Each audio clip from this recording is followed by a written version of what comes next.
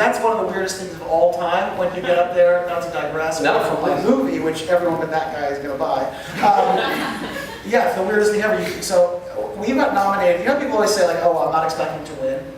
Right? It's an honor to be nominated. Yeah, it's not true. Like, you're expecting to win. Like, you go out there, you put on a tuxedo, you know, let's go. It's expensive tuxedo. Right. But we got nominated. I have like a ridiculous number of Emmy nominations just because of the show. That was me. Like, I think like 38 or something. It's nuts. Like, every year from 1988 on, we were not. So I go there, and then Dave stopped going. So there was a period of time where I was head writer and executive producer, and I knew that if we won, I would have to make not one but 2 speeches in front of 30 million people. And so you have to prepare something. Yeah. And this went on and on and on for, honestly, 12 years, and we never won. To the point where you actually get to the point where you're like, okay, we are never going to win. And then I'm not making this up, all of a sudden, we're at the Emmys one year, and I think of the perfect joke for an acceptance speech. Yeah. But I know we're not going to win. But I think of it in the commercial break before our category. And so much so that I go to find Ray Romano to give it to him, because I think he might win. So I want my joke to be on TV, right? So I can't get to Ray. And the joke is really a joke for the room. I don't know if it'll work here, but the joke was,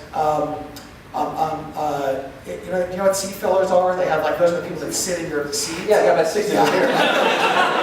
Stupid question. Yeah. You guys all just got back from the Emmys. But it was really a joke for the room. So the joke was, oh, you know, I'm not sure, but I think I might have just kissed a seat filler, right? And so I'm in the commercial break, and I'm trying to think, do I use the joke that I just thought of, or do I do the stuff that I prepared for 12 years? Because we win. Then when we come back, you got that in your pocket. We win. And I'm walking up on stage, I'm like, I don't know, do I do the seat filler joke or do I not do it? So I do the seat filler joke, and it's in this enormous auditorium, and I say it, and honestly, I just hear dead silence for a second. And I'm like, and I have a little tag, a little follow-up, like a little topper, you know? And now my brain, this is all in like a matter of, you know, a second. My brain's like, okay, just bomb in front of 30 million people. Do I do the topper or do I just get out? But meanwhile, suddenly, this roll of laughter comes back because the room is so weirdly big that this opening seat filler joke, honestly, go get the tape. I'm not, you know, I'm saying facts here. I'm not trying to brag about it. I'm just saying it killed. I mean, to the point where I'm not like an in front of the camera person, which I think we're proving tonight. But I'm literally up there now doing like that sitcom thing where I've got to like fill, waiting for the, I'm like, I don't know how to get, because the laugh won't stop. And then my little follow-up, now they hold it down, so I got the hitch, you know? So and then the little follow-up was like, sorry, sir, meaning, I kissed him. There you go. Very, so the weirdest thing about when you're accepting an Emmy is you're up there, and one part of your brain is just, oh my God, oh my God, oh my God. And then the other part, because they're all famous people. So you're kind of like, oh my God, Jennifer Aniston, look at that! And you just feel like an idiot the whole time. One year we won, and Ellen DeGeneres was the presenter, and she hated us. Because we had done a joke on the show. It was her and Anne Heche during their heyday, and so we gave her hers and hers towels at the end of her segment. She was very mad at this. So literally, there's one year where it's like, and the winner is Late Show with David Letterman. And that walk across the stage is like, it's like a 10-minute walk, and I'm walking, I just see her just looking, like, and I don't, what do you do? Like, I can't really have, so Thurs out. I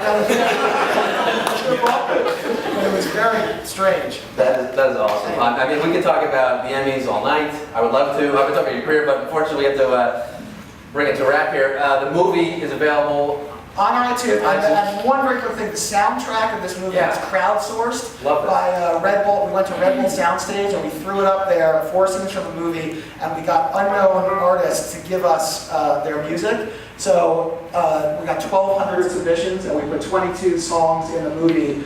It's the best, for a movie that cost $1 million, it is the best soundtrack ever. You can get that on iTunes too. So it's, and you even will like the soundtrack. You can ask the musical guests to submit something. They can put something together. I think I rejected you guys. I love you guys. No problem. You can check out the film, and I'm just so happy to have you here. Thank you for having me. This is a treat. I don't get out of the house much. So this is amazing. One last thing, you're a big hockey fan. Oh, NHL's locked out. it's killing me. I finally, after many, many years, plunked down on season tickets to the Rangers with a buddy of mine. Yeah. I finally took the plunge, This is it. and they're locked out. So the good thing is I'm saving a ton of You got the money. Yeah. Is the VHL still on? That's the question. Oh my God, this game. We'll talk about that later. We'll talk about that later. Guys,